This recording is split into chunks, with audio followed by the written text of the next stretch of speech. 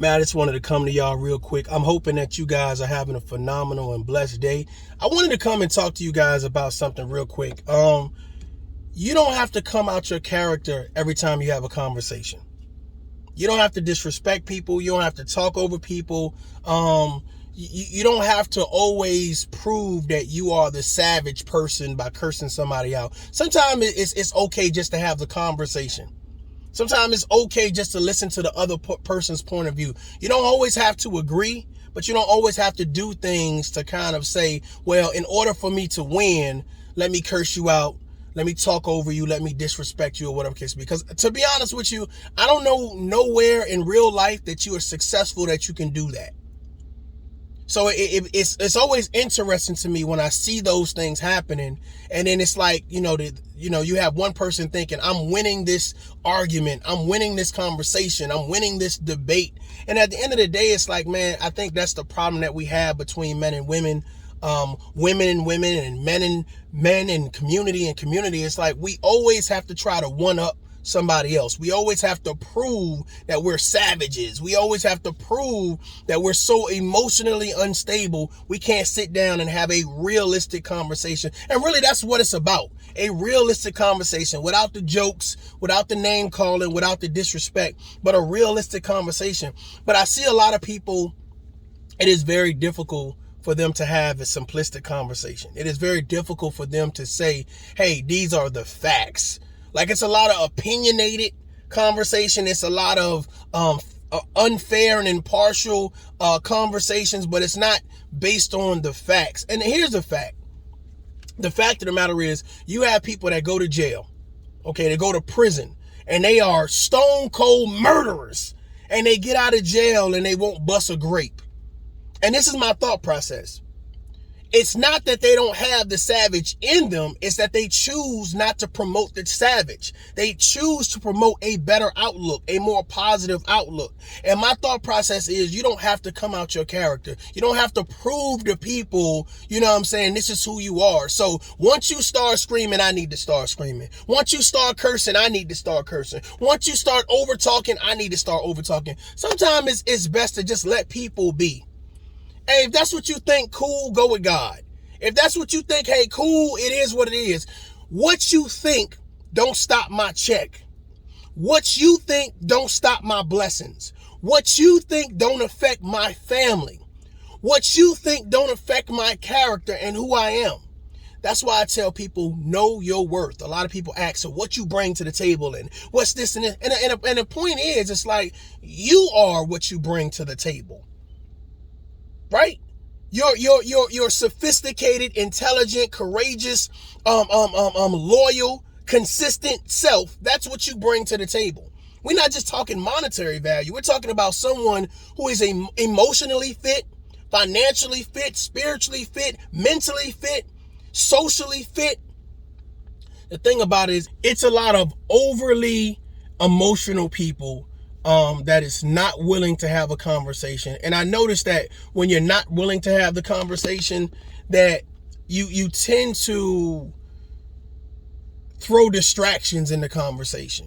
You get asked direct questions, but you tend to, for some reason, start pulling all of these other things out of the quasars to try to get a one-up. And here's the thing, man. If you're the type of person that you always need to have a handicap when you talking to someone, like you always want to make sure that you have one-up, whether it's a bigger audience, whether you can mute the microphones, whether you can call names, you can curse out, you can like it always needs to be one up for you to feel comfortable having a realistic conversation. I notice a lot of men and a lot of women do that when they're trying to say, well, I don't know any way else to win this, so I have to do something that is going to disrespect you.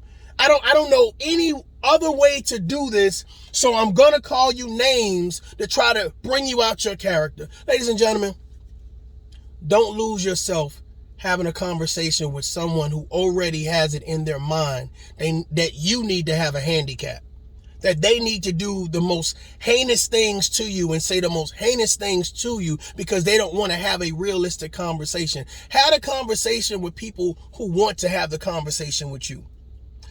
Talk to people who are realistic. Talk to people that are fair and impartial. If you have to sit down with someone and their go-to is disrespect, their go-to is over-talking, their go-to is trying to promote a handicap for you so that way they can't hear you. See, the thing about it is no one can really sit down and say, well, your points are more valid than mine, and et cetera, et cetera, et cetera. I think it's all depending on what you're talking about and your life experience. Everybody has different life experience. Mine's not better than yours. Yours is not better than mine. I think the issue is that everybody wants to save face. I'm going to lose my donators. I'm going to lose. And it's like, man, learn to humble yourself. You're not going to be right about everything. You don't have a plethora of knowledge of the world, Craig. You know what I'm saying? You got the knowledge that you have, and nobody can knock you for that. But sometimes you can learn something. Sometimes you can learn something. And I think there's a lot of people who are afraid to learn something. So they would rather just say, well, if I just hit you with a bunch of insults and I just talk about this and I talk about that, that will distract my subscribers from actually hearing what's going on. You know what I'm saying? I love those people that want to invite you to have a conversation but won't let you talk. Invite you to have a conversation but want to overtalk you. Invite you to have a conversation but I'm going to say a whole bunch of disrespectful stuff to you.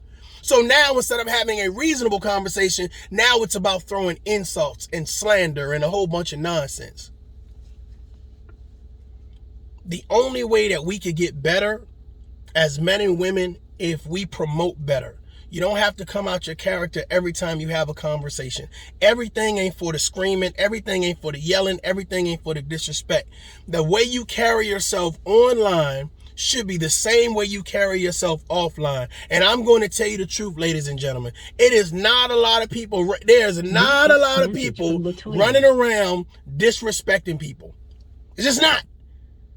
As hard as they seem online, it's like, I'm going to tell you all, both men and women, I'm going to tell you all, I'm going to read you your rights, I'm going to drill, I'm going to do all of these things. They are not doing those things offline because here's the thought process.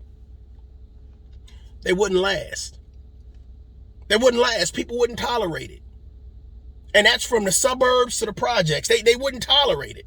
They're not talking to the police like that, the judge like that, the school system like that, their manager like that. They're only talking about that on their page with their 3 subscribers or 3 million subscribers. Well, this is how I am in real life. Never been proven. Never been proven. Whatever profession you come from, whether you were a doctor, a lawyer, an NFL player, whatever it is you was, were you talking like that during that situation? During that time you were there. If you was never talking like that, don't come on YouTube talking like that. I'm a professional daycare worker. You know what I'm saying? But now I'm online and I'm a savage. We have to promote betterment.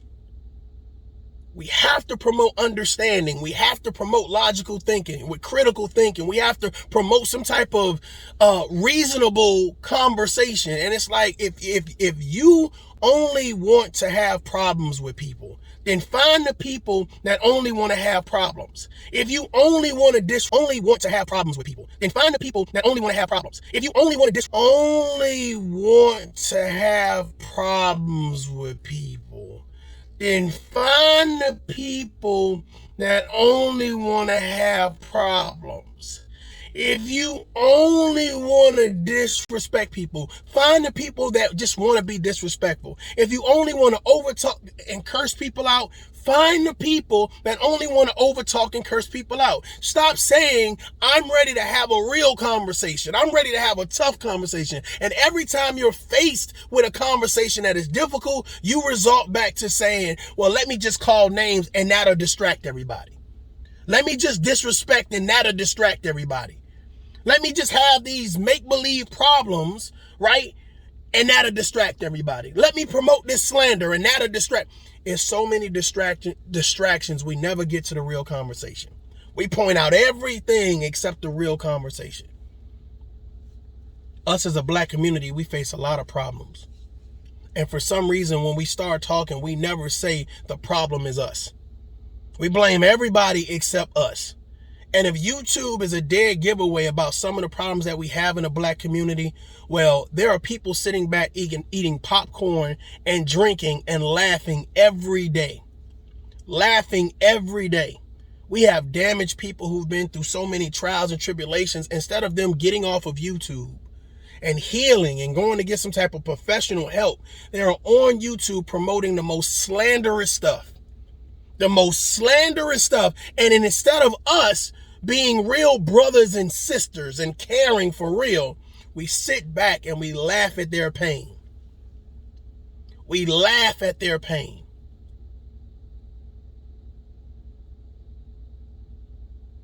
I hope that we get the help that we need. I hope people are instead of embellishing and promoting negativity, I hope they start getting to a point where they say, man, do I really want to be a part of this? Do I really want to build like this in regards to saying this is the betterment for my community. This is the betterment for my race. This is the betterment for my life. This is an asset to me. A lot of the things that I see in reference to content, it's not an asset to anybody. Just being real. It's not an asset to anybody. And for you to believe that it's an asset to you, I beg to differ. I beg to differ. Everything's not funny. Everything's not warranted. Everything's not necessary. And it takes a certain type of person to sit down and say, you know what, even though I've been through something, I've been through some type of loss, I've been through some type of life experience that's caused me to feel a certain type of way. You shouldn't be online promoting hatred. You shouldn't be online promoting disrespect. Like, we got enough of it. We do such a great job at disrespecting one another. It's crazy. It's crazy. It's above and beyond.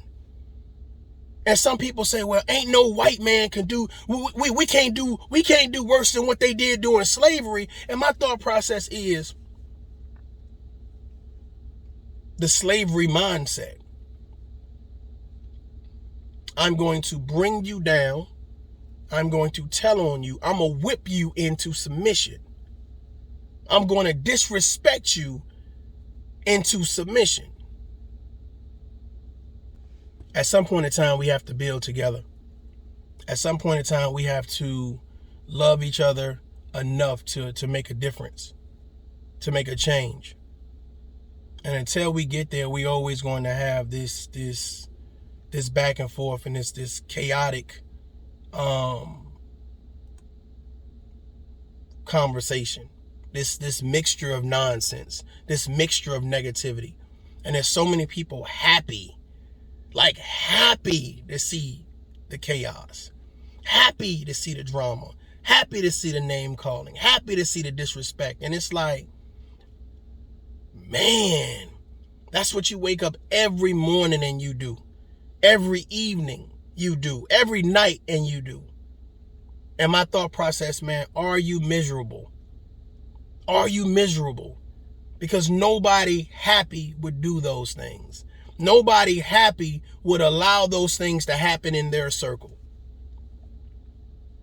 We always talk about protecting men, women, and children, like, protecting the black community and trying to make the black community better. And YouTube is not an example of that.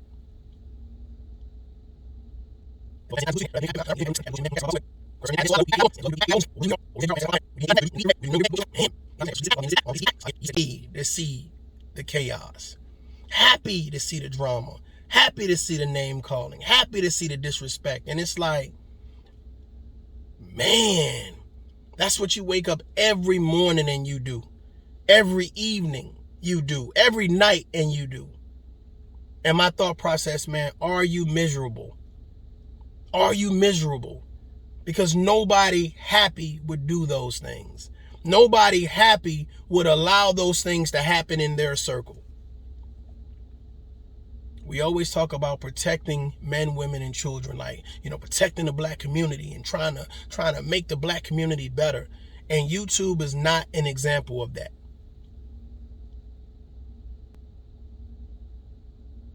Think about it. A dot up. Peace.